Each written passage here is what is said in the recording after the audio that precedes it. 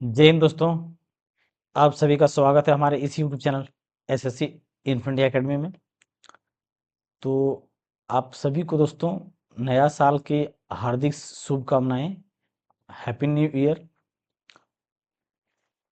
देखिए दोस्तों, समय बीतने में समय नहीं लगता है। 2024 भी इसी तरह से कट गया, टल गया।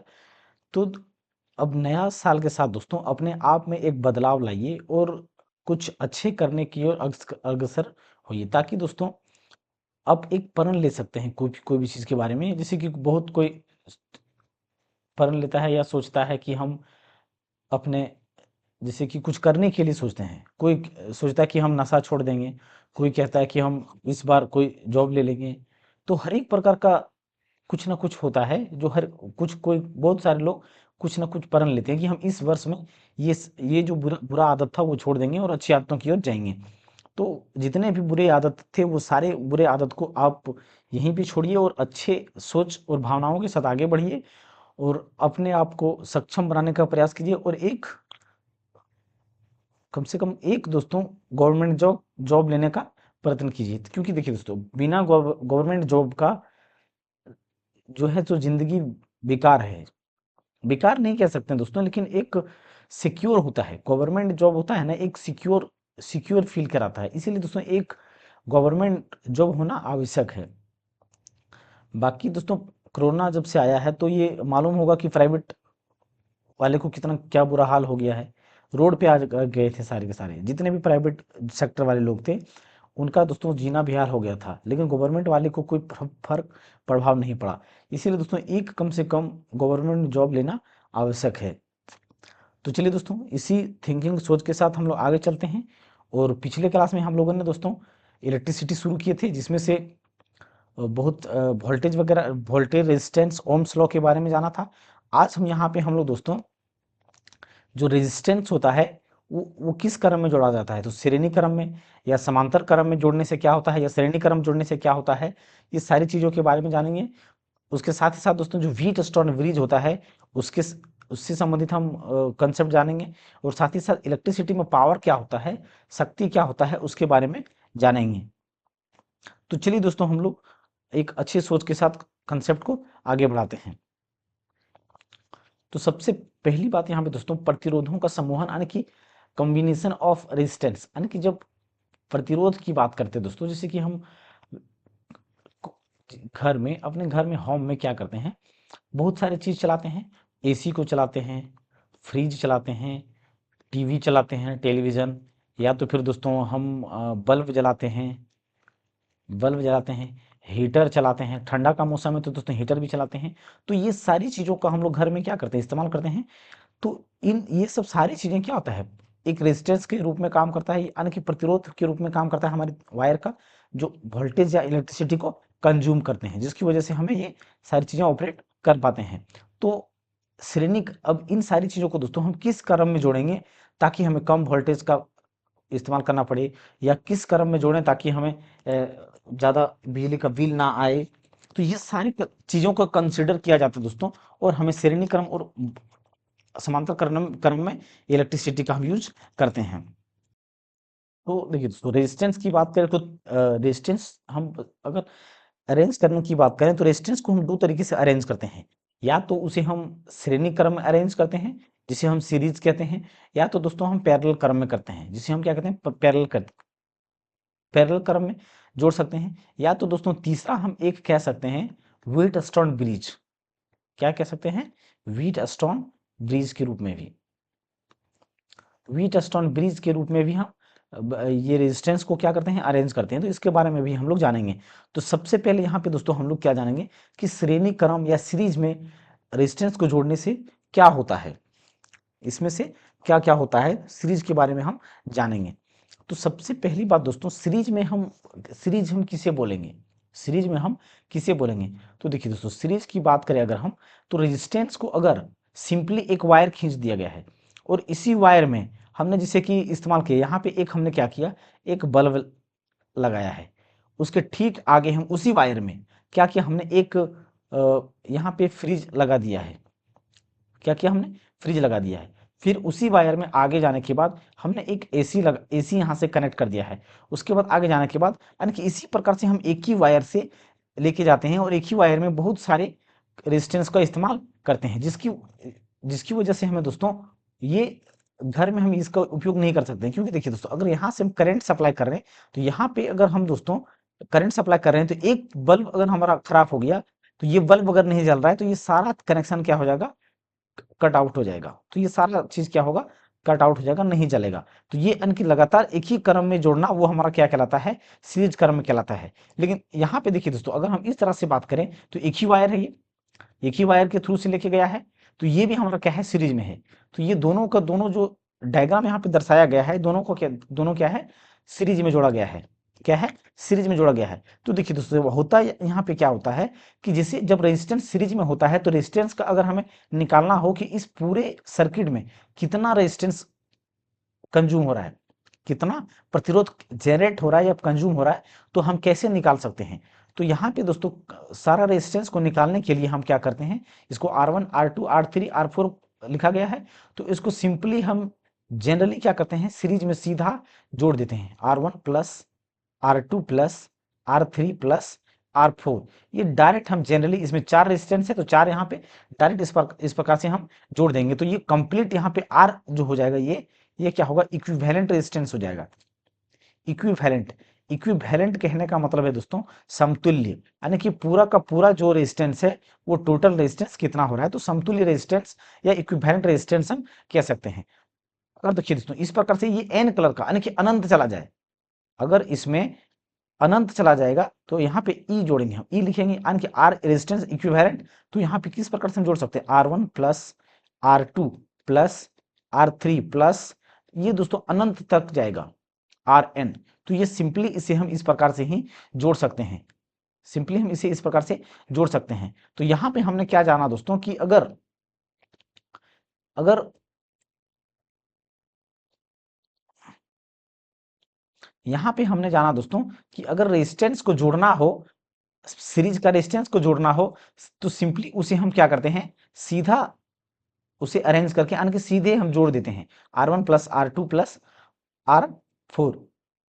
अब देखिए दोस्तों, अगर यहाँ पे मान लेते हैं कि R1 बराबर कितना है हमारा, 10 ओम है, और R2 बराबर कितना है, 12 ओम है, और यहाँ पे R3 बराबर कितना है, 8 ओम रेजिस्टेंस का कंज्यूम कर रहा है। तो टोटल रेजिस्टेंस यहाँ पे हमारा कितना हो गया, तो सिंपली इसे हम जोड़ देंगे, 12 8 20 और 10 30, यानी कि इस वायर में टोटल का टोटल रेजिस्टेंस कितना हो रहा है, 12 ओम का कंज्यूम हो रहा है। तो श्रेणी क्रम में जब भी होगा तो उसी हम रेजिस्टेंस को डायरेक्ट सीरीज में जोड़ देते हैं, डायरेक्ट क्या करते हैं, जोड़ देते हैं। अब देखिए दोस्तों इसमें क्या होता है, और सारे कंडीशन इसमें क्या क्या हो सकता है, सीरीज में जोड़ने का दोस्तों क्या क्या फायदा या लाभ है, ये देखिए। जैसे देखिए, अगर हम रेजिस्टेंस को सीरीज में जोड़ रहे हैं, सीरीज में जोड़ रहे हैं, तो यहाँ पे दोस्तों इसमें कुछ तो करंट फ्लो होगा, इसमें करंट फ्लो होगा। तो जब करंट फ्लो होगा दोस्तों, तो ये हर एक रेजिस्टेंस की बात करें या इस पूरे सर्किट में करंट जो होगा ना, वो क्या होगा, कांस्टेंट होगा, करंट क्या होगा, कांस्टेंट होगा। लेकिन दोस्तों वेलोसिटी जो होगा, वो वेलोसिटी यहाँ पे हर एक पॉइंट पे चेंज करेगा, हर एक रेजिस्टेंस में क्या होगा, अलग अलग वेलोसिटी लगेगा। तो वेलोसिटी इसमें क्या होगा, चेंज कर जाएगा, लेकिन रेजिस्टेंस क्या होगा, यहाँ करंट जो होगा दोस्तों इस पूरे सर्किट में क्या होगा, कांस्टेंट होगा। सीरीज में जब भी हम जोड़ेंगे तो करंट होगा इस पूरे सर्किट में क्या होगा दोस्तों, कांस्टेंट होगा। तो यहाँ पे ये हमने जाना। इसके अलावा दोस्तों अगर हम बात करें तो इक्विवेलेंट रेजिस्टेंस हमेशा जो होगा इंडिविजुअल रेजिस्टेंस से हमेशा बड़ा होगा, इंडिविजुअल रेजिस्टेंस से बड़ा होगा। इंडिविजुअल कहने का मतलब दोस्तों, ये आर हमारा क्या है, अकेले है, इंडिविजुअल है। ये R2 भी क्या है, इंडिविजुअल अकेले है। ये R3 भी क्या है, अकेले है। लेकिन जब हम इस तीनों को जोड़ देंगे तो हर एक का मान देखिए 30 से छोटा होगा। देखिए 10 से ये बड़ा है, 12 से भी ये बड़ा है, और ये 8 से भी बड़ा है। इसका मतलब जो इक्विवेलेंट रेजिस्टेंस होगा सीरीज में जोड़ने पर, तो हमेशा जो होगा वो बड़ा होगा। इंडिविजुअल रेजिस्टेंस से क्या होगा, हमेशा क्या होगा, बड़ा होगा, हमेशा क्या होगा, बड़ा होगा। तो यहाँ पे दोस्तों हम यहाँ पे 3 4 पॉइंट लिख सकते हैं कि श्रेणी क्रम जोड़ने में क्या क्या होता है। तो यहाँ पे दोस्तों इसे शॉर्ट नोट्स के रूप में हम लिख देते हैं कि जब भी सीरीज में होगा तो करंट पूरे सर्किट में, या तो धारा धारा क्या होगा दोस्तों, सेम होगा, यानी कि बराबर होगा पूरे सर्किट में, पूरे सर्किट में। यानी कि यहाँ पे कह सकते हैं कि करंट क्या होगा पूरे सर्किट में, करंट जो होगा पूरे सर्किट में क्या होगा, सेम होगा। पूरे सर्किट में करंट क्या होगा, सेम होगा। तो ये बात याद रखिएगा दोस्तों कि क्योंकि क्यों दोस्तों, इससे हम न्यूमेरिकल भी बनाएंगे, इससे हम न्यूमेरिकल भी बनाएंगे। तो आगे देखिएगा हम इससे संबंधित कैसे न्यूमेरिकल बना सकते हैं।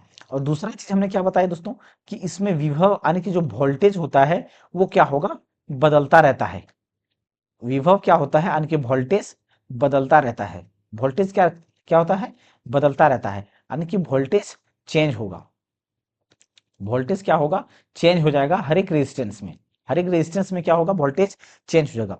और इसमें एक बात और हम लिख सकते हैं दोस्तों, हमने क्या कहा दोस्तों कि जो इक्विवेलेंट रेजिस्टेंस होगा वो एक छोटे छोटे मिला करके एक बड़ा रेजिस्टेंस बनाता है। तो छोटा छोटा प्रतिरोध यानी कि स्मॉल स्मॉल रेजिस्टेंस जो है छोटा, इस प्रकार से लिखते हैं दोस्तों यहाँ पे कि छोटा छोटा प्रतिरोध, छोटा छोटा छोटा छोटा प्रतिरोध या तो रेजिस्टेंस, रेजिस्टेंस कंबाइन करके क्या होता है, एक बड़ा प्रतिरोध बनता है। प्रतिरोध जब कंबाइन करेंगे तो क्या बनेगा, एक बड़ा प्रतिरोध बनेगा। यानी कि अभी हमने देखा दोस्तों कि जब 10 12 और 8 ओम का रेजिस्टेंस जोड़ा तो एक बड़ा रेजिस्टेंस हमें प्राप्त हुआ, बड़ा रेजिस्टेंस बनता है। और इसका फॉर्मूला हम यहाँ पे एक लिख सकते हैं दोस्तों कि जब भी रेजिस्टेंस को जोड़ना हो तो किस प्रकार से जोड़ेंगे, यहाँ पे R1 plus R2 plus R3 plus, तो ये अनंत तक Rn तक हम इस प्रकार से इसमें हम रेजिस्टेंस को जोड़ सकते हैं। तो ये हमारा क्या था दोस्तों, श्रेणी क्रम में जोड़ने का फायदा था। यहाँ पे दोस्तों हम एक चीज और लिख सकते हैं, ये फॉर्मूला को तो दोस्तों ऊपर हमने देख ही लिया। यहाँ पे एक चीज और हम लिख सकते हैं कि जैसे कि देखिए इसका एग्जाम्पल हम लिख सकते हैं दोस्तों कि सीरीज में हम कहाँ कहाँ पे जोड़ते हैं, सीरीज में हम कहाँ कहाँ पे चीजें को जोड़ते हैं। तो सीरीज में इसका एग्जाम्पल हम ले सकते हैं दोस्तों, एग्जाम्पल कि सीरीज में कहाँ कहाँ पे इसका इस्तेमाल होता है, कहाँ कहाँ पे होता है। तो देखिए दोस्तों जब हम दीपावली वगैरह या कोई सजावट का काम करते हैं तो जो झालर लाइट होता है ना, झालर लाइट, झालर लाइट वहां पे ये सीरीज में हमेशा झालर झालर लाइट को दोस्तों देखा होगा आप लोगों ने, उसे सीरीज में लगाया जाता है। अगर एक पॉइंट कट जाता है तो पूरा का पूरा झालर दोस्तों ऑफ हो जाता है, पूरा का पूरा झालर ऑफ हो जाता है। इसके अलावा दोस्तों स्विच को जब भी हम लगाएंगे, जो स्विच होता है वो भी हमारा किस में लगाया जाता है, सीरीज में लगाया जाता है, सीरीज में लगाया जाता है। इसके अलावा दोस्तों जो फ्यूज होता है, फ्यूज जो हमारा जिसकी वजह से दोस्तों हमारा सर्किट बचता है वो भी हमारा सीरीज में लगाया जाता है। उसके अलावा दोस्तों मेन जो एमसीबी होता है, एमसीबी इसे भी सीरीज में लगाया जाता है। उसके साथ साथ दोस्तों यहाँ पे हम एमीटर भी कह सकते हैं जिससे हम करंट को मापते हैं, तो इसे भी क्या होता है, सीरीज में लगाया जाता है। तो ये सारी चीजें किस में लगाया जाता है, सीरीज में लगाया जाता है। तो इसके ये फ्यूज और एमसीबी और एमीटर का दोस्तों हम पीछे डायग्राम देखेंगे और इसे समझेंगे आगे लास्ट लास्ट क्लास जब होगा दोस्तों। तो इसमें कुछ डायग्राम और चित्र देखेंगे जिसमें से कौन सा डायग्राम किसको प्रदर्शित करता है उसके बारे में जानेंगे। अब अगला हमारा यहाँ पे दोस्तों क्या है, अ, यहाँ पे दोस्तों हमारा एक प्रैक्टिस क्वेश्चन हमने लिया है, ये सीरीज वाले का जो जब रेजिस्टेंस को जोड़ा जाता है तो क्या होता है। तो क्या बोला गया दोस्तों, क्वेश्चन को देखिए कि 5 ओम रेजिस्टेंस यानी कि 5 ओम 3 ओम तथा 2 ओम प्रतिरोध के 3 प्रतिरोध को रोधक 10 वोल्ट की बैटरी से श्रेणी क्रम में जुड़े हैं, तो उनके प्रभावी प्रतिरोध यानी कि क्या क्या निकालने बोला है दोस्तों, प्रभावी प्रतिरोध कहने का मतलब है कि इक्विवेलेंट रेजिस्टेंस कितना होगा और प्रतिरोध परिपथ में बहने वाली धारा यानी कि सर्किट में धारा या करंट कितना फ्लो हो रहा है वो बताना है। तो देखिए तो सबसे पहले दोस्तों यहाँ पे हम इस सर्किट को समझते हैं। देखिए यहाँ पे 3 रेजिस्टेंस है तो 3 रेजिस्टेंस को हम छोड़ेंगे यहाँ पे, ये दूसरा रेजिस्टेंस हो गया और ये क्या हो गया, तीसरा रेजिस्टेंस हो गया। अब इसकी बात करें दोस्तों तो यहाँ पे एक 10 वोल्ट बैटरी के साथ जोड़ा गया है, यानी कि बैटरी जो है वो कितने का है, 10 वोल्ट का है। कितने का है, 10 वोल्ट का। ये तो छोटा वाला दोस्तों हमेशा क्या होता है, छोटा वाला जो होता है वो माइनस को दर्शाता है और बड़ा वाला प्लस को दर्शाता है, यानी कि पॉजिटिव को दर्शाता है, पॉजिटिव को दर्शाता है। और बैटरी जो है कितने का है, 10 वोल्ट का है। कितने का है, 10 वोल्ट का है। और रेजिस्टेंस की बात करें दोस्तों यानी कि R1 रेजिस्टेंस जो कितने का है, वो 5 ओम का दिया गया है, 5 ओम का। और R2 बराबर कितने दिया गया है, 3 ओम का दिया गया है, 3 ओम। इस प्रकार से यहाँ से दोस्तों अरेंज करके ठीक से लिखते हैं पहले यानी कि ये R1 इसको मानते हैं कितना ओम दिया है, 5 ओम दिया है। इसको हम R2 मान लेते हैं जो कि कितना ओम दिया है, 3 ओम रेजिस्टेंस दिया है। और ये R3 है जिसको कितना दिया है, ये 2 ओम दिया है। तो ये रेजिस्टेंस हमारा हो गया। तो इसमें हमें दोस्तों दो चीज निकालने के लिए बोला गया है। पहला कि इक्विवेलेंट रेजिस्टेंस क्या होगा, दूसरा चीज कि इस सर्किट में करंट जो फ्लो होगा वो क्या होगा, इस सर्किट में करंट जो फ्लो होगा वो कितना होगा। तो देखिए दोस्तों, हमने क्या जाना दोस्तों अभी, कि जब भी सीरीज में होता है, श्रेणी क्रम में होता है, तो टोटल इक्विवेलेंट रेजिस्टेंस होता है। तो हम क्या करते हैं, इक्विवेलेंट रेजिस्टेंस होता है तो R1 plus R2 plus R3 series में, उसे डायरेक्टली हम क्या करते हैं, जोड़ देते हैं। तो यहाँ पे इक्विवेलेंट रेजिस्टेंस कितना आ जाएगा, इक्विवेलेंट रेजिस्टेंस यानी कि R1 हो गया, और ये हमारा क्या हो गया, R2 हो गया, और ये R3 हो गया। तो इसमें R1 बराबर कितना है, 5, R2 बराबर 3, और R3 बराबर कितना है, 2, यानी कि 5 3 8 और 2 10, यानी कि इक्विवेलेंट रेजिस्टेंस जो हो गया दोस्तों, वो कितना ओम का हो गया, 10 ओम का इक्विवेलेंट रेजिस्टेंस हो गया। यानी कि इस पूरे सर्किट में रेजिस्टेंस कितने का लग रहा है, 10 ओम का रेजिस्टेंस लग रहा है। अब हमें क्या पूछा गया दोस्तों, कि इस पूरे सर्किट में हमारा करंट कितना फ्लो होगा। तो अभी हमने यहाँ पे पीछे क्या बताया दोस्तों, कि जब भी श्रेणी क्रम में सर्किट होता है तो धारा जो होता है वो पूरे सर्किट में क्या होता है, कांस्टेंट होता है। पूरे सर्किट में क्या होता है, करंट क्या होता है, कांस्टेंट होता है, यानी कि सेम होता है, बराबर होता है। करंट यहाँ पे कांस्टेंट लिख सकते हैं कि कांस्टेंट होता है, यानी कि सेम होता है पूरे सर्किट में। तो यहाँ पे अगर रेजिस्टेंस निकालेंगे तो हम कैसे निकालेंगे, जैसे कि देखिए ये वोल्टेज दिया है और रेजिस्टेंस हम यहाँ पे इक्विवेलेंट निकाल लिया। तो ओम्स लॉ हम क्या कहता है, V equal to I R, V equal to I R. तो वोल्टेज हमारा 10 वोल्ट दिया है, रेजिस्टेंस भी हमारा 10 ओम आ गया। तो सिर्फ यहाँ पे करंट हमें निकालना है कि इस पूरे सर्किट में करंट कितना फ्लो होगा। सो तो V equal to I R, Ohm's law हमारा क्या कहता है, V equal to I R. तो यहाँ से I अगर हम निकालेंगे तो क्या निकलेगा हमारा, आई निकालेंगे, यानी आई हमें चाहिए। तो आई इक्वल टू क्या लिख सकते हैं, ये आई यहीं रहेगा, बराबर उस पर चला जाएगा। तो V upon R equal to I. तो आई बराबर यहाँ पे V upon R, V upon R. तो यहाँ पे V हमारा कितना है, 10 वोल्ट का है, और रेजिस्टेंस कितने का हो गया, 10 ओम का रेजिस्टेंस आ गया। यहाँ पे 10 ओम का रेजिस्टेंस आया ना, तो करंट कितना निकल करके आया, 1 एम्पियर। करंट को हमेशा एम्पियर में मापते हैं, इसके बारे में भी मैं बता चुका हूँ पहले। तो यहाँ पे करंट कितना आ गया, 1 एम्पियर आ गया, 1 एम्पियर आ गया। तो यहाँ पे दोस्तों हमने क्या अभी निकालने के लिए सीखा, कि रेजिस्टेंस जब भी होता है सीरीज में, तो वो डायरेक्ट सिंपली उसे हम जोड़ देते हैं। और सीरीज में जब भी जोड़ा जाता है तो पूरे सर्किट में करंट क्या होता है, कांस्टेंट होता है। अब हम दोस्तों अगले अगला टर्म क्या है हमारा, अगला टर्म हमारा क्या है दोस्तों, समांतर क्रम। या तो दोस्तों यहाँ पे एक प्रैक्टिस क्वेश्चन और करते हैं, एक सीरीज में प्रैक्टिस क्वेश्चन और करते हैं। जैसे कि देखिए, अगर एक सर्किट हमारा इस प्रकार से कुछ है, जैसे कि यहाँ पे एक रेजिस्टेंस है, यहाँ पे एक रेजिस्टेंस है, फिर यहाँ पे एक रेजिस्टेंस है, फिर यहाँ पे हमारा एक रेजिस्टेंस है, ये यहाँ पे एक रेजिस्टेंस हमारा यहाँ पे जोड़ा गया है, फिर यहाँ पे एक रेजिस्टेंस जोड़ा गया है, फिर यहाँ रेजिस्टेंस को यहाँ पे एक जोड़ा गया है, फिर आगे जाके दोस्तों इस प्रकार से रेजिस्टेंस मुड़ा हुआ है, फिर आगे जाके फिर इस प्रकार से मुड़ा हुआ है, और फिर आगे जाके इस प्रकार से मुड़ा हुआ है, यहाँ पे इस प्रकार से मुड़ा हुआ है। यानी कि यहाँ पे 5 ओम का रेजिस्टेंस है, यहाँ पे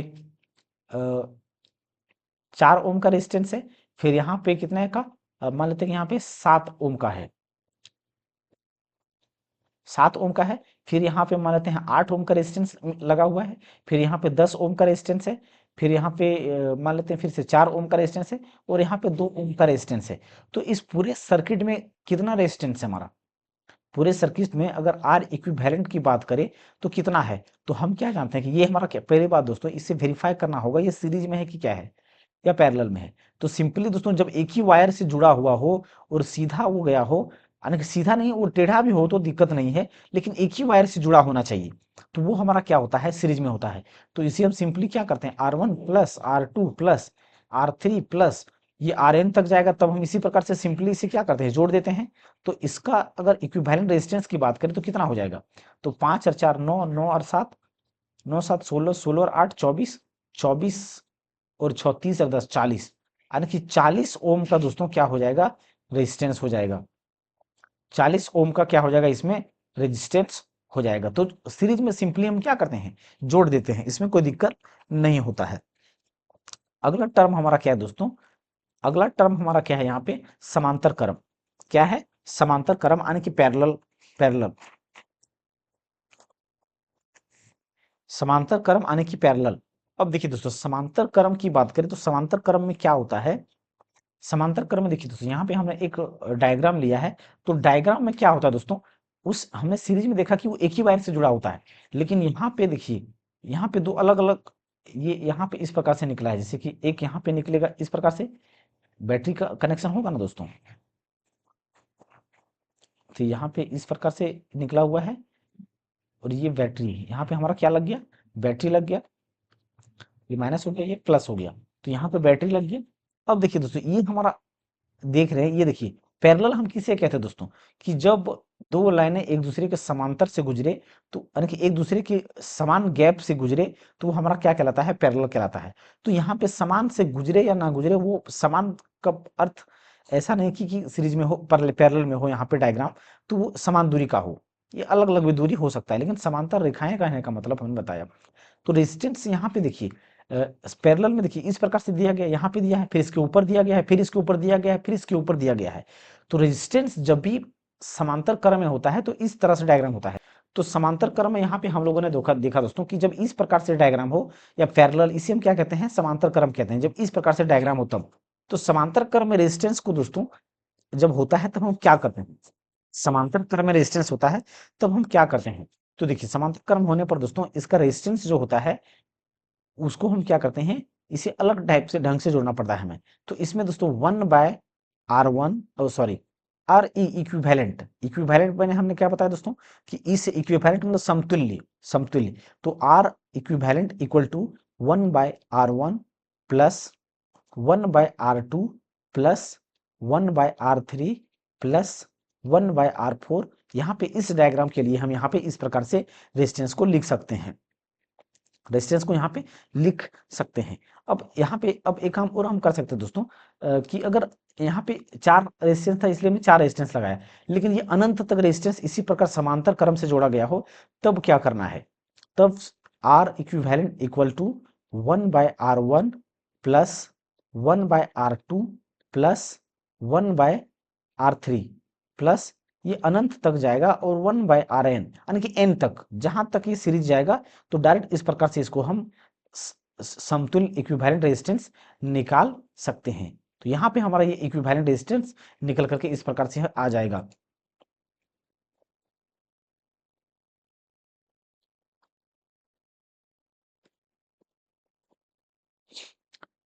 तो यहाँ पे हमारा दोस्तों इस प्रकार से समांतर क्रम का टोटल रेजिस्टेंस निकल करके आ जाएगा। अब देखिए दोस्तों, अब इसमें अगर कुछ फिर से दोस्तों, हमने क्या बात किया कि इसके कुछ महत्वपूर्ण तथ्य क्या होगा, या तो इसका जो हमने सीरीज में क्या देखा था, कि उसमें जब करंट फ्लो हो रहा था तो कांस्टेंट था, लेकिन इसमें दोस्तों जस्ट उल्टा हो जाएगा। इसमें जस्ट क्या हो जाएगा, उल्टा, कि करंट यहाँ पे हर एक सर्किट पे क्या होगा, जितना ज्यादा रेजिस्टेंस होगा उसमें उतना ज्यादा कम होगा करंट, जितना ज्यादा रेजिस्टेंस होगा उसमें उतना ज्यादा कम क्या होगा, करंट होगा। यानी कि करंट, हमने कल ही देखा था दोस्तों कि ओम्स लॉ में, कि जो रेजिस्टेंस होता है वो इन्वर्सली प्रोपोर्शनल होता है करंट का, करंट जो होता है, करंट जो होता है वो इन्वर्सली प्रोपोर्शनल होता है रेजिस्टेंस का। यानी कि रेजिस्टेंस बढ़ेगा तो करंट क्या होगा, घटेगा, करंट क्या होगा, घटेगा, और रेजिस्टेंस घटेगा तो करंट बढ़ेगा।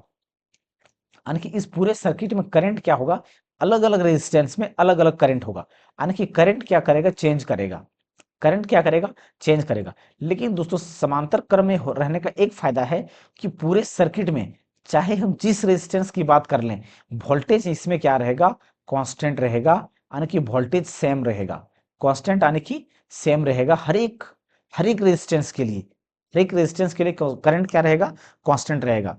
तो यहाँ पे दोस्तों इस टर्म को हम यहाँ पे लिख सकते हैं, कि समांतर क्रम में जब भी जोड़ा जाएगा तो करंट यहाँ पे हमारा क्या करेगा, बदलेगा। या तो यहाँ पे हिंदी में लिखते हैं दोस्तों पहले, कि धारा, धारा या विद्युत धारा होगा, वो क्या होगा हमारा, बदलेगा, हर एक रेजिस्टेंस के लिए क्या होगा, बदलेगा, यानी कि चेंज करेगा। करंट क्या करेगा, करंट क्या करेगा, हर एक रेजिस्टेंस के लिए चेंज करेगा, यानी कि बदलता रहेगा। क्या करेगा, बदलता रहेगा। लेकिन इसमें दोस्तों उल्टा हो जाएगा, जो विभव यानी कि दोस्तों सीरीज का जस्ट इसमें क्या होगा, उल्टा होगा। इसमें वोल्टेज क्या होगा, सेम रहेगा, यानी कि समान, यानी कि समान रहेगा। वोल्टेज क्या रहेगा, समान रहेगा, यानी कि वोल्टेज चेंज नहीं करेगा। वोल्टेज वोल्टेज जो होगा वो क्या होगा, कांस्टेंट, कांस्टेंट होगा। वोल्टेज क्या होगा, इसमें कांस्टेंट रहेगा। वोल्टेज क्या रहेगा, कांस्टेंट रहेगा, यानी कि सेम रहेगा, नहीं बदलेगा। और यहाँ पे हमने क्या देखा, एक चीज और दोस्तों, कि यहाँ पे एक चीज और हम देख सकते हैं दोस्तों, जैसे कि यहाँ पे एक एग्जांपल यहीं पे लेते हैं दोस्तों। यहाँ पे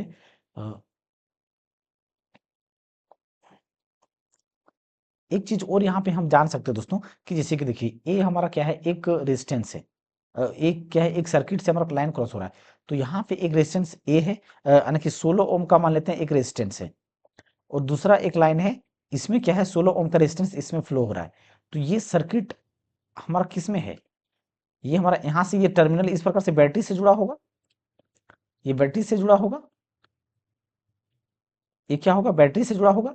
तो बैटरी से जुड़ा होगा तो ये रेजिस्टेंस एक 16 ओम का हो गया, और दूसरा भी 16 ओम का है, दूसरा भी क्या है, 16 ओम का है। तो इसमें इक्विवेलेंट रेजिस्टेंस की बात करें तो इसमें टोटल रेजिस्टेंस होगा वो कितना होगा, टोटल रेजिस्टेंस इसमें कितना होगा। तो हमने क्या देखा कि इक्विवेलेंट रेजिस्टेंस जब भी निकालना हो तो इसी हम क्या करते हैं, 1/R1 प्लस 1/R2 करके जोड़ते हैं। तो 1/R1 कहने का मतलब क्या है, R1 बराबर, यानी कि R1 की जगह पर क्या रखेंगे इसको हम, R1 की जगह पर कितना रखेंगे, R1 की जगह पर हम 16 रखेंगे, यानी कि 16, फिर 16। अब इसका एलसीएम लेंगे तो कितना हो जाएगा, 16 ये रहेगा। तो 16 का 16 प्लस 16 का 16, यानी कि 2 बट्टा कितना हो जाएगा, 16, 2/16। अब इसको काटेंगे तो कितना आएगा, 1/8, 1/8। अब यहाँ पे देखा जाए दोस्तों तो ये 1/8, यानी कि 1/8। लेकिन ये आर इक्विवेलेंट क्या है दोस्तों, हमारा नीचे है, क्या है, नीचे है। तो इसमें हम या तो क्रॉस गुना करके हम निकाल सकते हैं, या तो दोनों टर्म को चेंज कर देंगे, नीचे वाला ऊपर कर देंगे, नीचे वाला ऊपर, ऊपर वाला नीचे। तो यहाँ पे आर ई इक्वल टू हमारा कितना आ जाएगा, 8 ओम रेजिस्टेंस, यानी कि इस पूरे सर्किट में रेजिस्टेंस जो होगा वो क्या होगा, हमारा 8 ओम होगा। जब समांतर क्रम में जोड़ेंगे तो रेजिस्टेंस हमारा क्या होता है, घट जाता है। रेजिस्टेंस हमारा क्या होता है, घट जाता है। रेजिस्टेंस क्या होता है दोस्तों, घट जाता है। तो यहाँ पे मैं इस लाइन को इसीलिए, यहाँ पे इस लाइन को दोस्तों, यहाँ पे इस लाइन से हम क्या सीखा हमने, कि जो रेजिस्टेंस होता है हमारा, जैसे कि इंडिविजुअल रेजिस्टेंस, हमने क्या बोला, इंडिविजुअल रेजिस्टेंस। जैसे कि ये 16 ओम का है तो इससे भी छोटा है 8 ओम, ये भी 16 ओम का है इससे भी छोटा है। तो रेजिस्टेंस इक्विवेलेंट जो होता है, समतुल्य, समतुल्य रेजिस्टेंस या प्रतिरोध जो होता है वो इंडिविजुअल रेजिस्टेंस से छोटा होता है। जो दिया हुआ रेजिस्टेंस होता है उससे छोटा होता है जब हम समांतर क्रम में जोड़ते हैं तब, जब हम समांतर क्रम में जोड़ते हैं तब। तो तीसरा लाइन यहाँ पे हम दोस्तों क्या लिख सकते हैं, कि जब भी हम, तीसरा लाइन यहाँ पे हम क्या लिख सकते हैं दोस्तों, कि बड़ा बड़ा प्रतिरोध को, बड़ा बड़ा बड़ा प्रतिरोध जोड़ने के बाद, जोड़ने के प्रतिरोध जोड़ने से, बड़ा बड़ा प्रतिरोध जोड़ने से हमें क्या होता है, छोटा प्रतिरोध प्राप्त होता है। क्या होता है, छोटा प्रतिरोध प्राप्त होता है। क्या होता है दोस्तों, छोटा प्रतिरोध प्राप्त होता है। तो यहाँ से ये हम लिख सकते हैं, इसको लिख सकते हैं। और अगला टर्म हम इसमें अगला चीज क्या लिख सकते हैं दोस्तों, कि अगर इसकी एग्जाम्पल की बात करें कि इसका इस्तेमाल कहाँ कहाँ पे किया जा सकता है, इसका इस्तेमाल कहाँ कहाँ पे किया जा सकता है। तो इसका दोस्तों हम एग्जाम्पल देख सकते हैं कि यहाँ इसका कहाँ कहाँ पे इस्तेमाल किया जा सकता है, यानी कि एग्जाम्पल या तो यूजेज हम लिख सकते हैं कि पैरेलल क्रम में कहाँ कहाँ पे इस्तेमाल किया जाता है, एग्जाम्पल। तो देखिए दोस्तों इसका जो मेनली एग्जाम्पल होता है, हमने क्या बताया कि करंट इसमें चेंज होगा और वोल्टेज क्या रहेगा, कांस्टेंट रहेगा, सेम रहेगा। अब देखिए इसमें यहाँ इसको इसमें यानी कि पैरेलल क्रम में क्या क्या जोड़ा जा सकता है, जैसे कि किसी सर्किट में वोल्टेज कितना फ्लो हो रहा है तो उसको हम किससे मापेंगे, वोल्ट मीटर से मापेंगे। तो वोल्ट को हमें क्या किस में करना पड़ेगा, यानी कि वोल्ट मीटर को हमें पैरेलल में अरेंज करना पड़ेगा, पैरेलल में अरेंज करना पड़ेगा। और यहाँ पे दोस्तों सबसे इंपॉर्टेंट चीज, कि जब भी हम घरेलू वायरिंग जो होता है, घरेलू वायरिंग की बात करें तो पूरे घरेलू वायरिंग में हम क्या करते हैं, पैरेलल सीरीज में ही जोड़ते हैं, पैरेलल क्रम में ही जोड़ते हैं। तो घरेलू वायरिंग में यानी कि सभी प्रकार के घरेलू वायरिंग में क्या करते हैं हम, समांतर क्रम में जोड़ते हैं। क्या करते हैं, उसे हम समांतर क्रम में जोड़ते हैं, ताकि ताकि देखिए दोस्तों, समांतर क्रम जोड़ने का क्या कारण है। जैसे कि देखिए, जैसे कि हमने बताया कि सीरीज में, जैसे कि यहाँ पे हमने एक एसी लगा रखा है, फिर यहाँ पे अगले ही वायर में दोस्तों यहाँ पे एक फ्रिज लगा रखा है। अगर यहाँ पे अगर एसी वाला यहाँ पे सर्किट खराब हो गया और ये बंद हो गया, तो आगे करंट हमारा सप्लाई नहीं होगा। तो एक बाधित होने से पूरा का पूरा सर्किट बाधित हो जाता है सीरीज में जोड़ने से। लेकिन पैरेलल में क्या होता है दोस्तों, कि अगर एक टर्म, जैसे कि देखिए पैरेलल में हमने क्या देखा, जैसे अभी यहाँ पे देखिए पैरेलल में हमने क्या देखा, जैसे कि यहाँ पे एक मान लेते हैं ये एसी है, या तो कोई बल्ब है, ये क्या है, एसी है, और ये कोई क्या है, बल्ब है। तो अगर एसी वाला हमारा वायर खराब हो गया, तो इसका हमारा बीच में ये कट गया, इससे कोई मतलब नहीं, धारा तो हमारा इधर से जा रहा है, तो ये करंट इधर से जा रहा है, करंट क्या हो रहा है, इधर से जा रहा है, इससे हमारा सप्लाई है ही नहीं।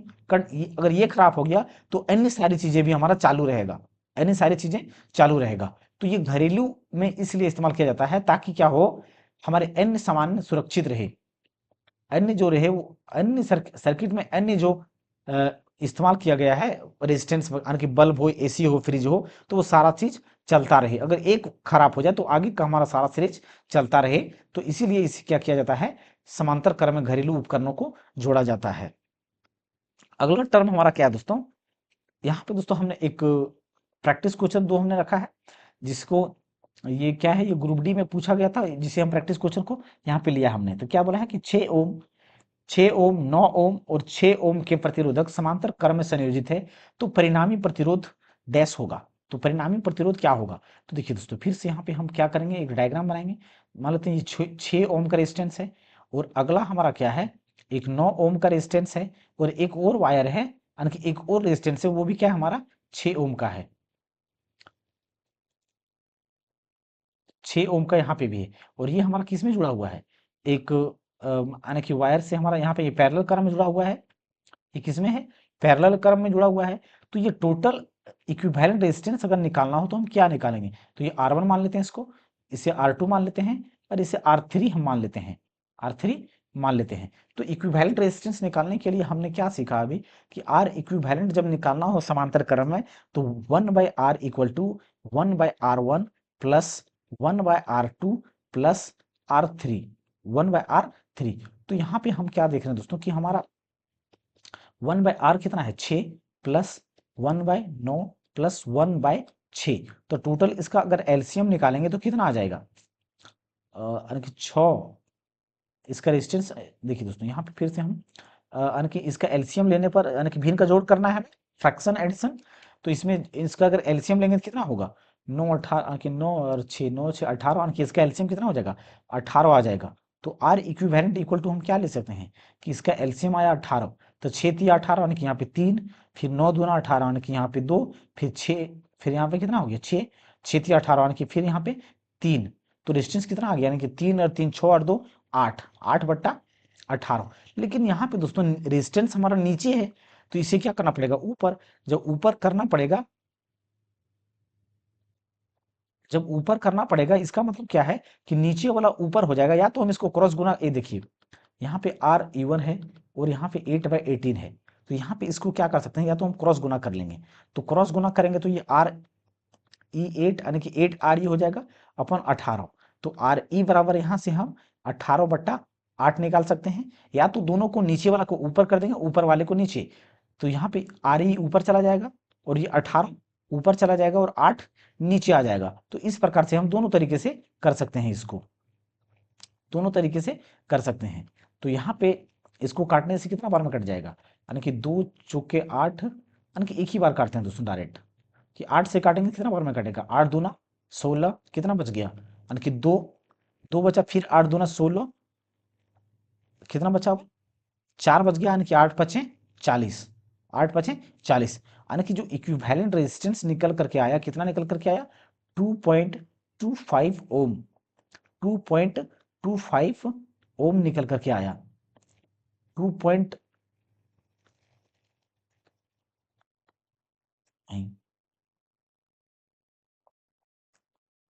तो ये यहाँ पे दोस्तों हमारा ये रेजिस्टेंस निकल करके आ गया 2.25 ओम। तो यहाँ पे कौन सा ऑप्शन हमारा है 2.25 यानी कि डी नंबर का ऑप्शन है। तो डी नंबर का यहाँ पे क्या होगा, बिल्कुल सही आंसर हो जाएगा। तो यहाँ पे देखिए दोस्तों, यहाँ पे क्वेश्चन ऐसा पूछा जाता है कि अगर किसी वायर को सीरीज में जोड़ा जाए तो जो इक्विवेलेंट रेजिस्टेंस हमेशा क्या होगा, छोटा होगा कि बड़ा होगा। तो हमेशा क्या होगा, छोटा होगा। जैसे कि देखिए ये इक्विवेलेंट रेजिस्टेंस कितना है 2.25, तो यहाँ पे ये कितना है 6 ओम है। तो 6 ओम से भी छोटा है 2.25, 9 ओम से भी छोटा है ये, और 6 ओम से भी छोटा है। तो इक्विवेलेंट रेजिस्टेंस हमेशा क्या होगा, सीरीज में छोटा ही आएगा। अगला हमारा क्वेश्चन है दोस्तों, एक और हमने लिया है सीरीज पैरेलल में। तो जब पैरेलल क्वेश्चन को दोस्तों अगर पैरेलल में देख लें तो हमें डायग्राम बनाने की जरूरत नहीं है।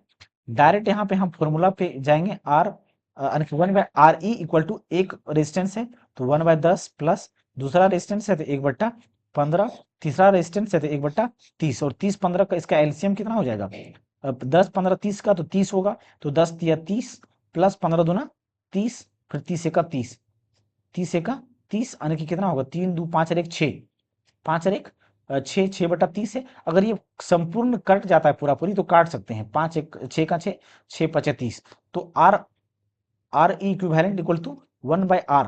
तो डायरेक्ट यहाँ पे हम आर ई इक्वल टू ऊपर को नीचे कर देंगे या तो क्रॉस कर देंगे। तो यहाँ पे रेजिस्टेंस इक्विवेलेंट कितना निकल करके आया, 5 ओम निकल करके आ गया, 5 ओम निकल करके आ गया। 5 ओम तो यहाँ पे कौन सा ऑप्शन हो जाएगा, 5 ओम आने की सी नंबर का ऑप्शन हो जाएगा। या तो दोस्तों इसे हम, नहीं दोस्तों यहाँ पे नहीं हो सकता। तो इक्विवेलेंट रेजिस्टेंस हमारा कितना है 5। तो देखिए प्रत्येक से छोटा है ये, 10 से भी छोटा है, 15 से भी छोटा है, और 30 से भी छोटा है। तो इक्विवेलेंट रेजिस्टेंस समांतरकरण में हमेशा क्या होगा, कम आता है। तो यहाँ पे हमने दोस्तों पैरेलल के बारे में भी जान लिया, पैरेलल के बारे में भी जान लिया। अब अगला हमारा क्या है दोस्तों, व्हीटस्टोन ब्रिज। व्हीटस्टोन ब्रिज क्या होता है, तो व्हीटस्टोन ब्रिज क्या होता है दोस्तों, जब भी यानी कि यह एक अज्ञात प्रतिरोध को ज्ञात करने की युक्ति है, यानी कि प्रक्रिया है। क्या है, एक प्रक्रिया है। देखिए दोस्तों जनरली जो व्हीटस्टोन ब्रिज का होता है ना, उसका इस्तेमाल गैल्वेनोमीटर में किया जाता है। तो देखिए यहाँ बीच में हमने यहाँ पे एक गैल्वेनोमीटर जैसे कि ऐड कर दिया है, क्या किया है, ऐड कर दिया है। तो इस प्रकार का सर्किट जब भी हो तो इसमें अगर जैसे कि देखिए दोस्तों इसमें होता ऐसा है कि अननोन रेजिस्टेंस निकालने का मतलब क्या है कि जैसे पी का मान दिया गया है, क्यू का मान दिया गया है, एस का मान दिया गया है, और हमें इस सर्किट का यहाँ पे आर का मान नहीं दिया गया है। तो आर का मान हम कैसे निकालेंगे, या तो यानी कि 4 रेजिस्टेंस है, 1 2 3 4 रेजिस्टेंस है, 4 रेजिस्टेंस में से किसी 3 का मान दे देगा, वैल्यू दे देगा, और चौथे का मान निकालने के लिए बोला जाएगा, चौथे का मान निकालने के लिए बोला जाएगा। तो यहाँ पे हमें दोस्तों जनरली करना क्या है कि आपस वाले को एक दूसरे के साथ गुना कर देना है, सामने वाले के टर्म के साथ। जैसे कि देखिए यहाँ पे देखिए P के सामने क्या है, P के सामने S है, तो डायरेक्ट लिख दो इस प्रकार से PS, इसके यानी कि सामने सामने वाले को सटा के लिख दो, ये P और S, और ये R और Q कुछ भी लिख सकते हैं, QR। तो यहाँ पे ये हमारा निकल करके आएगा, ये यहाँ पे यहाँ ये फॉर्मूला निकल करके आया। या तो इस फॉर्मूला को और इम्प्रोवाइज करें तो इम्प्रोवाइज भी कर सकते हैं। तो इम्प्रोवाइज में क्या कर सकते हैं, जैसे कि P यहाँ पर रहने देते हैं, हमने P को यहीं पे रहने दिया और S को बराबर के उस पार ले गया। तो यहाँ पे नीचे किसी एक को ले आएंगे, इन दोनों के बीच में किसी एक को ले आएंगे। तो Q को मान लेते हैं, ले आया हमने इधर, तो यहाँ पे Q हो गया। तो ये S नीचे है, कहाँ पे चला जाएगा, ऊपर चला जाएगा। सॉरी सॉरी, यानी कि एस यहाँ पे गुना में है तो बराबर के उस पर जाएगा, तो यहाँ पे आर बचा हुआ है, बराबर किस पर जाएगा तो यहाँ पे भागा में आ जाएगा। तो यहाँ पे इस प्रकार से एक फॉर्मूला हम ये भी लिख सकते हैं, एक फॉर्मूला ये भी लिख सकते हैं। या तो इसी टर्म को और आगे की बात करें तो ये पी यहाँ पे रहने देते हैं, ये आर को हमने इधर ले आया। अब यहाँ पे हमने क्या किया, क्यू को छोड़ दिया यहीं पे, फिर एस जाएगा तो बराबर की इस पर जाएगा तो एस बच जाएगा। तो यहाँ पे इस प्रकार से यहाँ पे भी हम इस प्रकार से कर सकते हैं। तो इसे 3-4 तरीके से हम अरेंज कर सकते हैं और अपना रेजिस्टेंस को निकाल सकते हैं।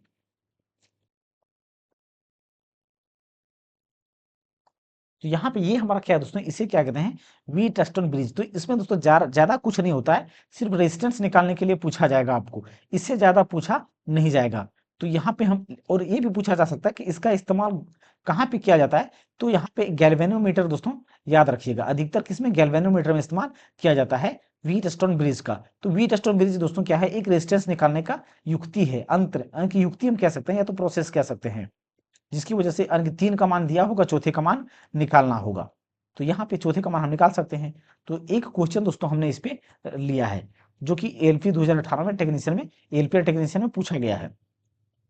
तो हमने क्या कहा दोस्तों कि 3 ठो दिया रहेगा, जैसे कि देखिए ये 1 2 3, 3 ठो वैल्यू दिया गया है, तो 3 ठो टर्म दिया गया है, तो चौथे का निकालने के लिए पूछा गया है, गैल्वेनोमीटर का इस्तेमाल किया गया है। तो यहाँ पे हम कैसे निकाल सकते हैं, तो हमने निकालने का आसान तरीका क्या बताया कि आमने सामने को गुना कर दो। तो पहले x, जैसे कि देखिए x गुना 40 हो गया, बराबर बराबर 80 गुना 4। तो यहाँ पे x का हमें निकालना है मान, तो x निकालने के लिए क्या करेंगे, ये 80 गुना 4, और इसके बीच में गुना है, बराबर की उस पर जाएगा तो डिवाइड हो जाएगा, यानी कि भागा। तो ये क्या होगा, एक जीरो से एक जीरो कट जाएगा, 4 से 4 ये कट जाएगा, यानी कि x का रेजिस्टेंस कितना निकल करके आ गया हमारा, 8 ओम निकल करके आ गया, 8 ओम निकल करके आ गया। तो कितने आसानी से इसको हम बना सकते हैं। तो ये व्हीटस्टोन ब्रिज ज़्यादा कठिन या हार्ड नहीं होता है। तो इसका आंसर क्या हो जाएगा, इसका आंसर यानी कि 8 ओम। तो यहाँ पे डी नंबर का इसका आंसर हो जाएगा, डी नंबर का क्या होगा, इसका आंसर हो जाएगा। अब आगे कुछ टर्म को और देखते हैं दोस्तों। तो आगे हमारा टर्म क्या है दोस्तों, शक्ति, क्या है, पावर। शक्ति क्या क्या है दोस्तों, शक्ति या तो पावर। तो देखिए दोस्तों, पावर हम पहले क्या पढ़ चुके हैं, हम लोग जब वर्क पावर एनर्जी को हमने कंप्लीट किया दोस्तों, हम लोग पढ़ चुके हैं वर्क पावर एनर्जी। तो वर्क पावर एनर्जी में हमने क्या देखा कि पावर हमारा क्या होता है कि जब भी हम वर्क को समय के साथ डिवाइड करते हैं तो वो हमारा क्या होता है, पावर कहलाता है। या तो कोई ऊर्जा हो, हीट एनर्जी हो, या तो काइनेटिक एनर्जी हो, या पोटेंशियल एनर्जी हो, जो भी एनर्जी हो समय के साथ डिवाइड कर देते हैं तो वो क्या निकलता है, हमारा पावर निकलता है। क्या निकलता है, पावर निकलता है। तो यहाँ पे क्या बोला गया, एकांक समय में खर्च की गई ऊर्जा को क्या कहते हैं, शक्ति कहते हैं। क्या कहते हैं, शक्ति कहते हैं। लेकिन यहाँ पे दोस्तों थोड़ा सा चेंज है, ये हम क्या पढ़ रहे हैं, इलेक्ट्रिसिटी पढ़ रहे हैं। तो इलेक्ट्रिसिटी में दोस्तों थोड़ा सा चेंज है, इसमें थोड़ा क्या है, चेंज है। तो इसमें थोड़ा चेंज क्या है दोस्तों, कि जो इसमें होता है, यानी कि शक्ति की बात करें तो इसमें डायरेक्ट क्या होता है, वोल्टेज और करंट का क्या होता है, प्रोडक्ट होता है, गुणनफल होता है। क्या होता है, वोल्टेज और करंट के गुणनफल को क्या बोलेंगे, शक्ति बोलेंगे। वोल्टेज और करंट के गुणनफल को क्या बोलेंगे, शक्ति बोलेंगे। क्या बोलेंगे, शक्ति बोलेंगे। तो यहाँ पे इस फॉर्मूले को डायरेक्ट यहाँ पे इस प्रकार से हम लिख सकते हैं, लिख सकते हैं। तो देखिए दोस्तों, अब अगर वी आई हो गया तो शक्ति का ऐसा यूनिट हम क्या क्या लिख सकते हैं, तो वोल्टेज का हमारा क्या होगा, वोल्ट हो जाएगा, वोल्ट हो जाएगा, वोल्ट वोल्टेज का क्या होगा, वोल्ट, और ये आई से क्या होगा, एम्पियर। तो शक्ति का ऐसा यूनिट हम वोल्ट एम्पियर भी कह सकते हैं इलेक्ट्रिसिटी के टर्म में, इलेक्ट्रिसिटी के टर्म में। अब देखिए दोस्तों, यहाँ पे वी आई तो हमने देख लिया। अब इसको और क्या क्या किस किस तरीके से हम लिख सकते हैं, पावर को और किस किस तरीके से हम लिख सकते हैं। तो हम ओम्स लॉ के अकॉर्डिंग क्या जानते हैं, ओम्स लॉ के अकॉर्डिंग दोस्तों हम क्या जानते हैं कि जो ओम्स लॉ क्या कहता है कि V जो होता है वो डायरेक्टली प्रोपोर्शनल होता है आर यानी कि करंट के। तो V equal to I R हमारा क्या है, ओम्स लॉ है। अगर हमारे यहाँ हमें यहाँ पे क्या चाहिए, V चाहिए, तो यहाँ पे हमने आई आर रखा है। अगर हमें I चाहिए तो क्या हम इस R को बराबर के उस पर ले जाएंगे तो V अपॉन आर हो जाएगा, V अपॉन आर हो जाएगा। या तो हमें अगर R यहाँ से चाहिए तो R को हम I को यहीं पे रहने देंगे और V को उस पार ले जाएंगे, सॉरी आई को उस पार ले जाएंगे तो भी अपॉन आई।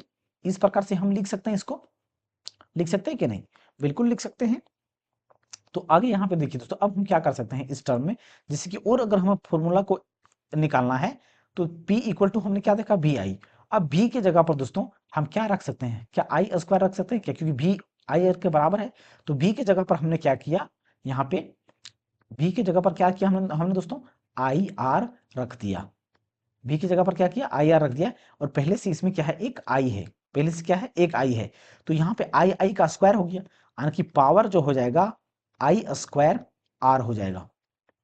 क्या हो जाएगा, आई स्क्वायर आर हो जाएगा। पावर क्या हो जाएगा दोस्तों, आई स्क्वायर आर हो जाएगा। तो यहाँ से हम पावर का फॉर्मूला यहाँ से भी निकाल सकते हैं, अगर क्वेश्चन दिया रहेगा तो यहाँ से भी हम निकाल सकते हैं, यहाँ से भी निकाल सकते हैं। अगला टर्म अगर हम बात करें दोस्तों, तो यहाँ पे हमने भी का मान रखा, अगर भी का मान हमने यहाँ पे आई आर रखा, तब ये हम तब जाके P equal to I square R निकल करके आया।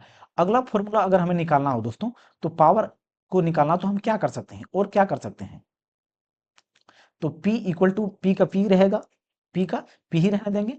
अब B की जगह पर हमने मान रखा, अब I की जगह पर हम क्या रखेंगे, V अपॉन R रख देंगे, V अपॉन R।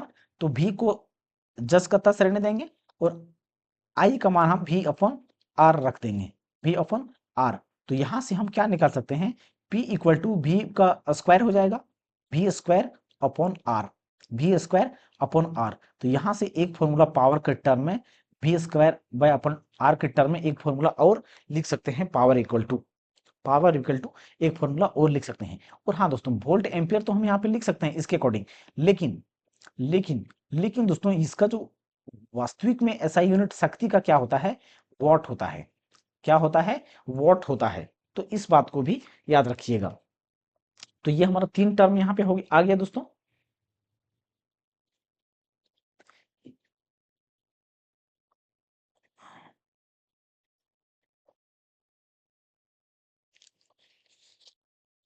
तो पावर का फॉर्मूला यहाँ पे दोस्तों तीन तीन टर्म में आ गया। तो इस प्रकार से भी यहाँ पे हम निकाल सकते हैं पावर को।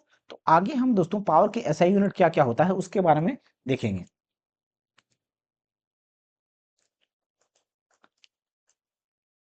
अब देखिए दोस्तों, यहाँ पे हमने क्या बताया कि पावर का जो एसआई यूनिट होता है वॉट होता है, लेकिन फॉर्मूला के अकॉर्डिंग डायरेक्ट क्वेश्चन पूछ दिया जाता है कि क्या होगा, तो वो भी हमने बता दिया। तो इसका एसआई मात्रक वैसे भी पावर का क्या होता है, वॉट होता है।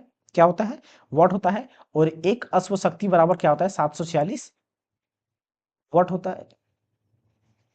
701 हॉर्स पावर, यानी कि 1 HP इक्वल टू कितना होता है दोस्तों, 1 HP इक्वल टू 746 वॉट होता है। लिख देखिए दोस्तों, दो टर्म होता है, एक हमारा क्या है, मीट्रिक सिस्टम होता है, लेकिन 746 वॉट जो होता है वो ब्रिटिश, यानी कि ब्रिटिश के अकॉर्डिंग होता है। जो ब्रिटिश मेजरमेंट सिस्टम होता है उसके अकॉर्डिंग कितना होता है, 746 वॉट होता है।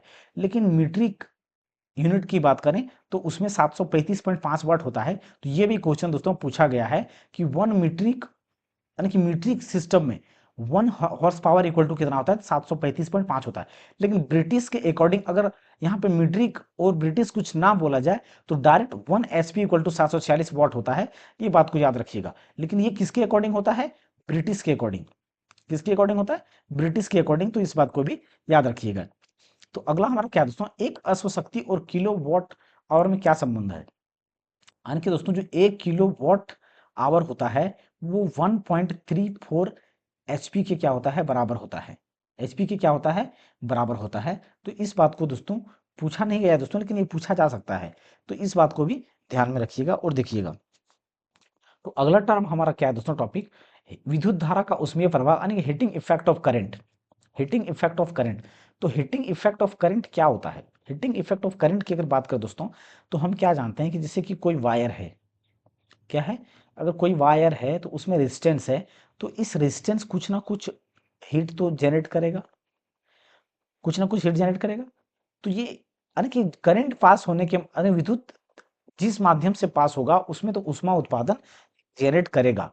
एक तार के माध्यम से विद्युत प्रवाह होने से ऊष्मा का उत्पादन होता है। इस घटना को धारा का ऊष्मीय प्रभाव कहते हैं। अब देखिए दोस्तों, इसका इस्तेमाल कहाँ कहाँ पे कर सकते हैं, तो इलेक्ट्रिक हीटर। इलेक्ट्रिक हीटर दोस्तों, जैसे कि अभी ठंडे का मौसम चल रहा है, तो हम इलेक्ट्रिक हीटर चला करके क्या कर सकते हैं, रूम को गर्म कर सकते हैं। इलेक्ट्रिक आयरन, जो इस्त्री करते हैं दोस्तों, कपड़े को हम आयरन करते हैं, इस्त्री करते हैं, तो किसकी वजह से करते हैं, हीटिंग इफेक्ट ऑफ करंट के कारण से करते हैं। और जो बल्ब हमारा जलता है दोस्तों, जो 100 वाट का जो बल्ब आता है, 10 रुपये या 15 रुपये में जो बल्ब मिलता है 100 वाट का, वो भी हमारा हीटिंग इफेक्ट ऑफ करंट के पर ही काम करता है। साथ ही साथ दोस्तों, जो पानी गर्म करने का गीजर होता है वो भी हमारा हीटिंग इफेक्ट ऑफ करंट पर काम करता है। तो ये सारी चीजें क्या होता है, हीटिंग इफेक्ट ऑफ करंट पर काम करता है। और इसी को दोस्तों जूल्स लॉ के नाम से भी जाना जाता है, joules law of heating effect, joules law of heating effect के नाम से भी जाना जाता है। इसके आगे भी हम देखेंगे दोस्तों। अब देखिए तो विद्युत धारा का उष्मीय प्रभाव जूल्स का उष्मीय नियम के नाम से जाना जाता है। तो ये भी दोस्तों डायरेक्ट पूछा जाता है कि विद्युत धारा का उष्मीय प्रभाव किसने दिया है, तो वो जूल ने दिया है। किसने दिया है, जो साइंटिस्ट जूल है, निकोलस जूल, उसने दिया है। तो जूल के द्वारा यहाँ पे दिया गया है। तो joules law heating effect of जो करंट है वो जूल्स लॉ के नाम से भी जाना जाता है। अब देखिए दोस्तों, हीटिंग इफेक्ट करंट की बात करें तो होता क्या है। तो अगला हमारा टॉपिक क्या है दोस्तों, विद्युत धारा का उष्मीय प्रभाव। तो विद्युत धारा का उष्मीय प्रभाव किसने दिया दोस्तों, हमने क्या बताया कि जूल्स द्वारा दिया गया है। किसके द्वारा दिया गया है, जूल्स द्वारा गया है। तो ये हीटिंग इफेक्ट करंट दोस्तों क्या है, हीटिंग इफेक्ट करंट क्या है। तो हमने बताया दोस्तों कि जब भी किसी चालक से धारा प्रवाहित होगा तो कुछ ना कुछ ऊष्मा का उत्पादन होगा, तो वही क्या कहलाएगा, ऊष्मा उत्पादन, यानी ऊष्मीय प्रभाव कहलाएगा, विद्युत धारा का ऊष्मीय प्रभाव कहलाएगा। यानी कि दोस्तों विद्युत के द्वारा, करंट के द्वारा, जो विद्युत के द्वारा या करंट के द्वारा जो ऊष्मा उत्पन्न होगा उसे क्या बोलेंगे, विद्युत धारा का ऊष्मीय प्रभाव कहेंगे, विद्युत धारा का ऊष्मीय प्रभाव कहेंगे।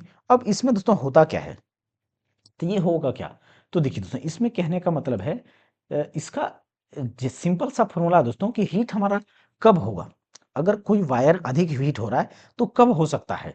तो पहला कंडीशन क्या है दोस्तों कि हीट हमारा जो होगा वो डायरेक्टली प्रोपोर्शनल होता है करंट के स्क्वायर के। अगर करंट के स्क्वायर, यानी कि करंट जो हमारा होगा आई स्क्वायर में फ्लो करेगा, जैसे कि हमने क्या बताया, करंट किसी के माध्यम से जा रहा है, तो करंट अगर इसमें फ्लो कर रहा है, करंट इसमें फ्लो कर रहा है तो ये आई स्क्वायर के रूप में जाएगा, आई स्क्वायर के रूप में। तो करंट हमारा क्या होगा, यानी कि हीट हमारा क्या होगा, बढ़ेगा।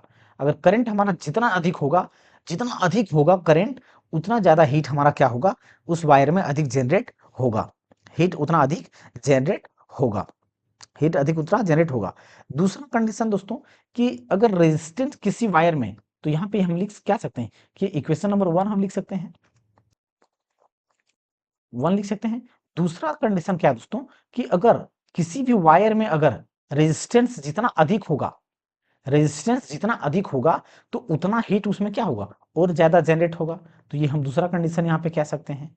तीसरा कंडीशन क्या है दोस्तों कि जितना अधिक समय के लिए, जितना अधिक समय के लिए हम इंस्ट्रूमेंट, यानी कि कोई भी यंत्र को चलाएंगे इलेक्ट्रिक के थ्रू से, इलेक्ट्रिक थ्रू से, तो उसमें उतना ज्यादा हीट क्या होगा, अधिक जनरेट होगा। तो इसको कंबाइन करके एक फॉर्मूला बनाया जाता है, वो क्या होता है, H equal to I square R T, I square R T. तो जब हम इस इक्वेशन को दोस्तों कंबाइन करेंगे तो एक फॉर्मूला निकल करके आएगा, आई square R T, I square R T. तो इसी इक्वेशन को क्या कहा जाता है दोस्तों, हीटिंग इफेक्ट ऑफ करंट। इस फॉर्मूले को क्या कहा जाता है, हीटिंग इफेक्ट ऑफ करंट, या तो जूल का उष्मीय प्रभाव का फॉर्मूला भी हम इसे कह सकते हैं। तो ये हमारा फॉर्मूला हो गया, तो ये हमारा क्या हो गया दोस्तों, फॉर्मूला हो गया। अब इसमें दोस्तों हमने क्या बताया दोस्तों कि ओम्स लॉ के अकॉर्डिंग हम इस फॉर्मूला को और कितने तरीके से लिख सकते हैं, ओम्स लॉ के अकॉर्डिंग हम इस फॉर्मूला को कितने तरीके लिख सकते हैं। यहाँ पे क्या है हमारा आई और आर है, तो आई बराबर अगर हम लिखना चाहें तो भी अपन क्या लिखेंगे, आर लिखेंगे, और आर बराबर अगर लिखना चाहें तो भी अपन क्या लिखेंगे, आई लिखेंगे। तो इस फॉर्म में भी हम क्या कर सकते हैं, बदलाव कर सकते हैं। तो हीट के और कितने फॉर्मूले हम इसमें लिख सकते हैं, तो हीट का और फॉर्मूला हम क्या क्या लिख सकते हैं। तो अगर अगर हम देखें यहाँ पे दोस्तों, आई यहाँ पे हमारा है ना, यानी कि आई की जगह पर भी अपन आर कर देते हैं, या तो आई आर, यहाँ पे देखिए ये हमारा क्या है, आई आर है। तो हम इस प्रकार से भी लिख सकते हैं कि आई आर बराबर हमारा क्या होता है, भी होता है, आई आर बराबर हमारा क्या होता है, क्या होता है, भी होता है। तो यहाँ पे देखिए दोस्तों, अगर ये आई स्क्वायर है तो यहाँ पे क्या हम ये आई दो फॉर्म में लिख सकते हैं क्या, आई इस प्रकार से लिख सकते हैं, और ये आर, और ये यहाँ पे टी हो जाएगा, टी हो जाएगा। तो यहाँ पे एक अलग हमने कर दिया, आई आर को क्या कर दिया, अलग कर दिया, क्या कर दिया, अलग कर दिया, अलग कर दिया। अब इसमें हम क्या कर सकते हैं, एच इक्वल टू आई को आई रहने देते हैं, और आई आर के जगह पर यहाँ पे क्या करेंगे, इस आई आर बराबर हमारा क्या है, बी है, इस आई आर के बराबर भी है, तो आई आर के जगह पर हम क्या करेंगे, यहाँ पे भी ले आएंगे, क्या करेंगे, भी ले आएंगे, भी लिखेंगे आई टी। तो यहाँ पे हम क्या लिख सकते हैं कि जो एच इक्वल टू होगा वो भी आई टी। एक फॉर्मूला यहाँ पे, एक फॉर्मूला क्या हुआ और निकल करके आ गया कि हीट का फॉर्मूला बी आई टी भी हो सकता है, बी आई टी भी क्या होगा, हो सकता है, बी आई टी, एक फॉर्मूला ये हो गया। तो यहाँ पे देखिए तो क्या क्या टर्म है, देखिए एच से हमारा यहाँ पे सबका दोस्तों हम सिग्निफिकेंस लिख देते हैं, मतलब क्या क्या मतलब है ये लिख देता हूँ वरना आगे दिक्कत होगा। तो एच से हमारा क्या हो जाएगा, हीट हो जाएगा, एच से क्या होगा, हीट होगा, और आई से हमारा क्या होगा, करंट होगा,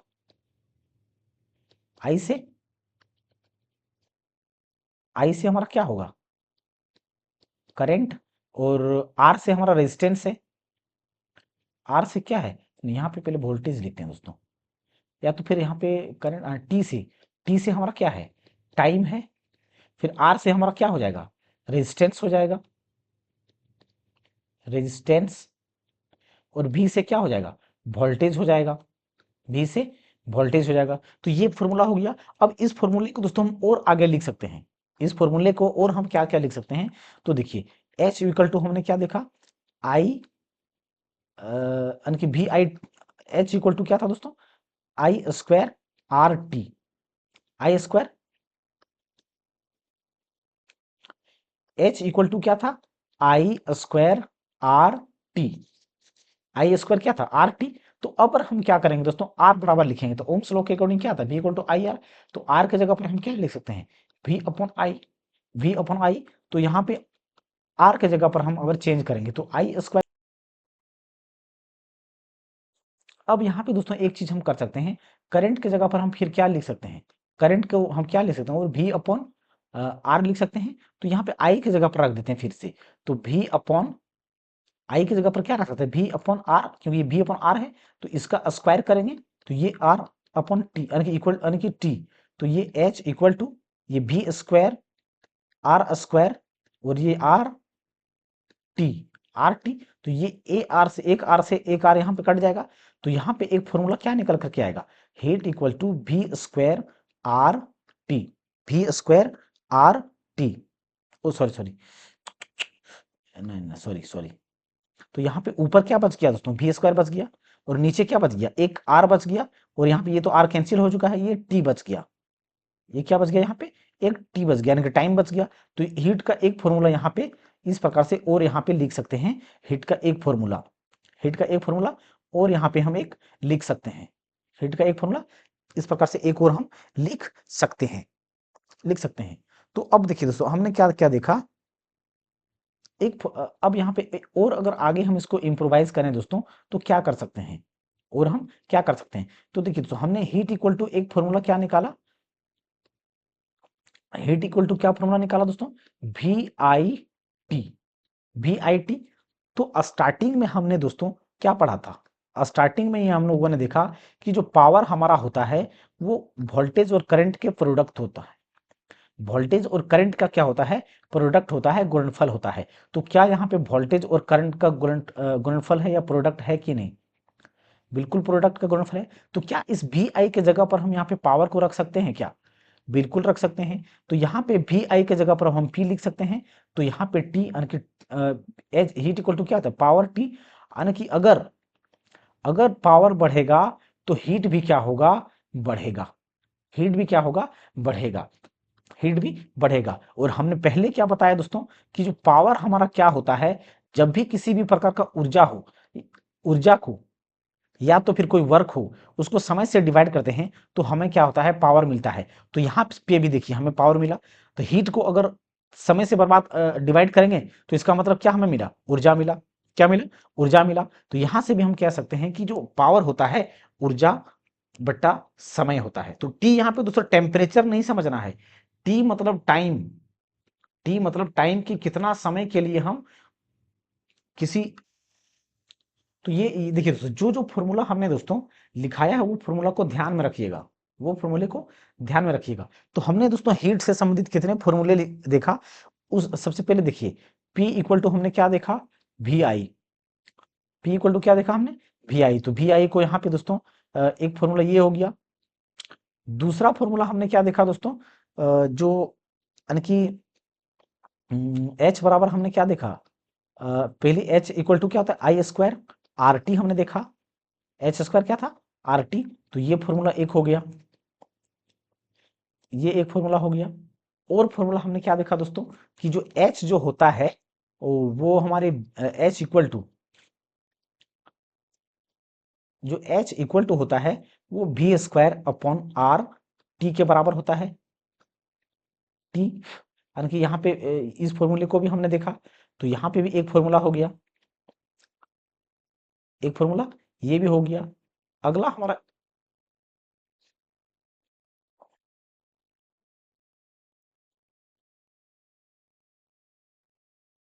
ये एक फॉर्मूला हो गया। अगला फॉर्मूला हम और इसमें क्या देखा दोस्तों कि एच हीट जो होता है वो वी आई टी के बराबर भी होता है। तो यहां से भी एक फॉर्मूला ये हमारा आ गया, एक फॉर्मूला ये आ गया। और अंत में दोस्तों हमने क्या देखा कि जो हीट होता है वो हीट जो हमारा होता है वो पावर और समय का क्या होता है, प्रोडक्ट होता है। तो यहाँ पे हमने इसको भी देखा, इसके बारे में भी जाना। तो ये टोटल फॉर्मूला हमारा दोस्तों निकल करके आया।